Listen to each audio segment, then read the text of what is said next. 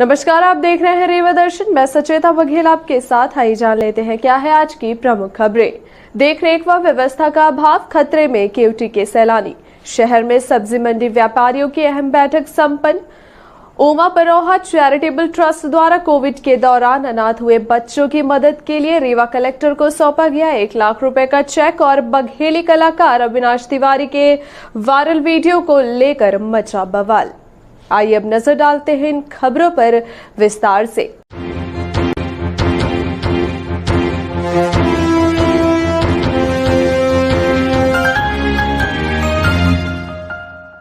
देख रेख व व्यवस्था का अभाव, खतरे में केवटी के सैलानी। मानसून के आते ही बारिश के दिनों में रेवा जिले में कई पर्यटन स्थल अपने आप में अलग छटा बिखेरते हैं, जिसका लुत्फ उठाने दूर दराज से भी लोग रेवा जिले के विभिन्न प्रपातों एवं अन्य पर्यटक स्थलों में पहुंचते हैं। इस वर्ष भी सैलानियों के आने का सिलसिला शुरू हो चुका है, लेकिन पर्यटन विभाग व अन्य जिम्मेदारों द्वारा जलप्रपातों में अभी तक किसी भी तरह की सुरक्षा के पुख्ता इंतजाम नहीं किए गए हैं। प्रकृति की मनोरम छटा के बीच कलकल धारा में बहता प्रपात का पानी सैलानियों को अपनी ओर आकर्षित करता है। यही कारण है कि विंध्य के पर्यटन स्थलों में देश के अलग अलग हिस्सों से आने वाले सैलानियों की भीड़ इन दिनों बड़ी मात्रा में उमड़ने लगी है। वहीं जिले के केवटी जलप्रपात की बात करें तो उत्तर प्रदेश से आने वाले हजारों सैलानियों की भीड़ प्रतिदिन देखने को मिल रही है, लेकिन व्यवस्था का अभाव होने के चलते पर्यटकों के साथ पुरातत्व और पर्यटन विभाग के राजस्व का घाटा हो रहा है। वही व्यवस्था सुचारू न होने के कारण पिछले वर्ष जलप्रपात में कई लोग जिंदगी गंवा चुके हैं। बावजूद इसके हालात चस के तस बने हुए हैं। यहाँ का दृश्य तो जो है तो बहुत ही सौंदर्य है। यहाँ बहुत सारे सैलानी आते रहते हैं और जहाँ तक है छुट्टी वाले दिन तो यहाँ हजारों की तादाद में सैलानी आते हैं। जैसा कि आप देख रहे हैं कि बहुत सारे सैलानी आए भी हुए हैं, लेकिन यहाँ व्यवस्था के नाम पर जीरो है। यहाँ आए हुए लोगों को बहुत ज्यादा ही रिस्क है। यहाँ किसी प्रकार की व्यवस्था नहीं की गई है। वहीं इस स्थल पर विराजमान भैरव बाबा के पुजारी एवं ओम शुक्ल की माने तो जलप्रपात तक पहुंचने वाला सड़क मार्ग जर्जर हालत में तब्दील हो चुका है। जलप्रपात के चारों तरफ कोई अप्रिय दुर्घटना न घटे, इस बाबत जालीनुमा बाउंड्री वॉल की व्यवस्था होनी चाहिए। साथ ही स्थल पर पुलिस कर्मियों की ड्यूटी लगाई जानी चाहिए। साथ ही यहाँ आने वाले पर्यटकों के लिए रेस्ट हाउस की व्यवस्था बनाई जानी चाहिए, लेकिन यहाँ किसी भी प्रकार की कोई सुविधा नहीं है। गौरतलब है कि अगर शासन प्रशासन अभी इस ओर ध्यान आकर्षित नहीं करता है तो पिछले वर्ष की तरह होने वाली दुर्घटनाओं की आशंका से इनकार नहीं किया जा सकता। व्यवस्थित साहब ऐसा होना चाहिए। आप बताइए, रविवार और शनिवार को तो पुलिस प्रशासन आते हैं, देख रेख करते हैं, और रविवार और शनिवार को भीड़ भी बहुत रहती है। बाकी दिन ऐसा नहीं है कि 10-20 गाड़ियाँ हमेशा आती हैं और लोग कुंडा देखने आते हैं, फाल देखने, नदियाँ देखते हैं, खाते हैं, पीते, घूमते भागते हैं। वो सूखा कुंडा, उसका एक घड़ी बनी हुई है और वो प्राकृतिक विभाग का, उसको भी देखने लोग जाते हैं। फिर वहाँ से पौधा कुंडा में आते हैं, यहाँ से देखते हैं, सब एंजॉय करते हैं। अभी व्यवस्था ऐसा होना चाहिए कि यहाँ से यहाँ तक ताकि फाल में कोई गिरे ना, तो इसलिए पूरा वहाँ से लगा देना चाहिए। बाहर जैसे पुलिया बनती है उस प्रकार का, जैसे चचाई वगैरह में लगा हुआ, अन्य फालों में लगा है, तो क्योंकि फाल में भी इसकी व्यवस्था करवाइए। सब आए दिन लोग मरते रहते हैं, कूदते भागते हैं, किसको देखें कौन क्या कर रहा क्या नहीं। शहर में सब्जी मंडी व्यापारियों की अहम बैठक संपन्न। गुरुवार को सब्जी मंडी व्यापारियों की एक आवश्यक बैठक सिंधी गुरुद्वारा सचखंड धाम में संपन्न हुई। बैठक के माध्यम से विंध्य सब्जी मंडी व्यापारियों संघ का गठन भी किया गया, जिसमें प्रमुख रूप से संयोजक पप्पू मंजानी एवं होलाराम बजाज द्वारा अध्यक्ष पद के लिए विनोद पठान का नाम प्रस्तावित किया गया, जिस पर उपस्थित सदस्यों ने एक स्वर में करतल ध्वनि से सहमति जताई। इसी तरह से सचिव संजय कचेर तथा कोषाध्यक्ष मनोज जैन को बनाया गया है। इसके बाद आगे की कार्यकारिणी अध्यक्ष द्वारा गठित की जाएगी। संयोजक पप्पू मंजानी ने बताया कि तकरीबन 3-4 दशक से सभी व्यापारी हर तरह के व्यापार संचालित कर रहे हैं, लेकिन प्रशासनिक सुविधाओं से बाजार वंचित है। इसलिए समस्त व्यापारी नए सिरे से एकजुट होकर शासन से अपनी आवश्यक सुविधाओं की मांग करें। नई कार्यकारिणी का गठन किए गए हैं। सभी व्यापारी मिलकर एक आदर्श बाजार सब्जी मंडी घोड़ा चौराहा को एक नया रूप देकर बनाएंगे और सरकार द्वारा चलाए जा रहे स्वच्छता अभियान के तहत मार्केट को साफ सुथरा रखने में भी सहभागी बनेंगे।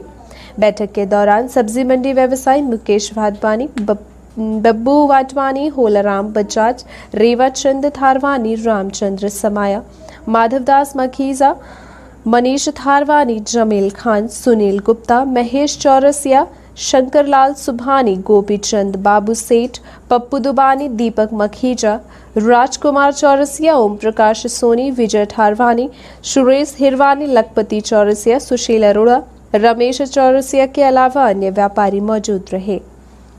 उमा परोहा चैरिटेबल ट्रस्ट द्वारा कोविड के दौरान अनाथ हुए बच्चों की मदद के लिए रीवा कलेक्टर को सौंपा गया 1 लाख रुपए का चेक। यह अनुदान राशि रीवा के प्रतिष्ठित वरिष्ठ चिकित्सक डॉक्टर के परोहा द्वारा स्वयं Rewa collector doctor Ilaiya Raja T के हाथों सौंपा गया है। इस दौरान उमा चैरिटेबल ट्रस्ट के सचिव डॉक्टर विनोद तिवारी एवं पूर्व अतिरिक्त संचालक डॉक्टर विनोद श्रीवास्तव मौजूद रहे।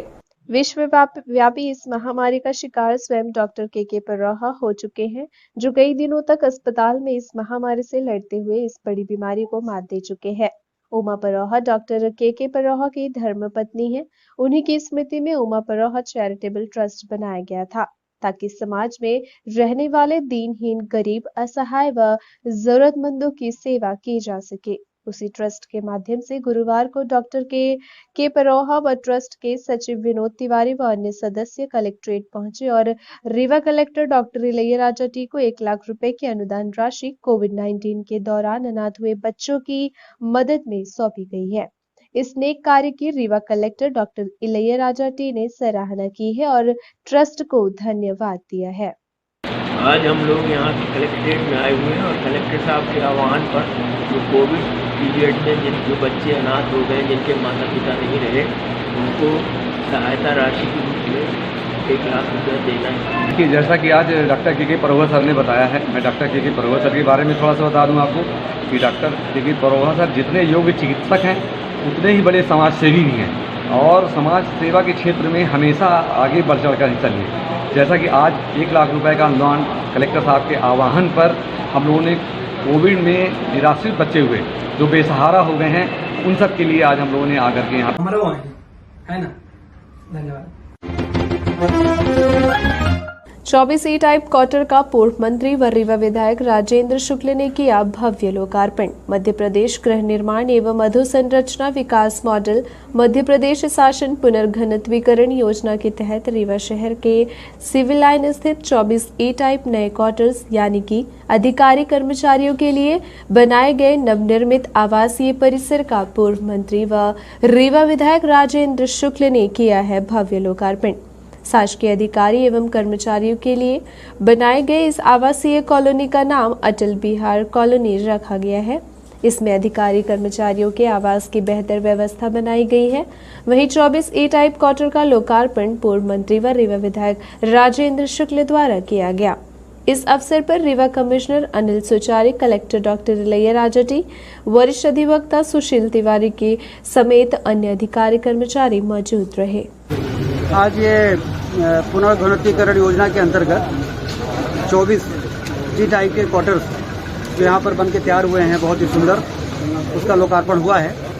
और इसमें हमारे शासकीय जो कर्मचारी हैं उनको अलॉटमेंट भी हो गया है, उनको चाबियाँ भी दे दी हैं और इस तरह से आवासीय सुविधा का विस्तार शासकीय अधिकारी कर्मचारियों के लिए जो योजना है उस पर आज एक बड़ा काम यहाँ पे संपन्न हुआ। आवास का नाम भी रखा गया है और चूँकि इस परिसर में 130 क्वार्टर्स हो गए हैं, 54 पहले बनाए गए थे और 76 अब बन रहे हैं, तो इस कॉलोनी का नाम अटल विहार रहेगा, अटल जी के नाम पर अटल विहार, जिससे लोगों को यहाँ पहुँचने में, बताने में असुविधा नहीं रहेगी।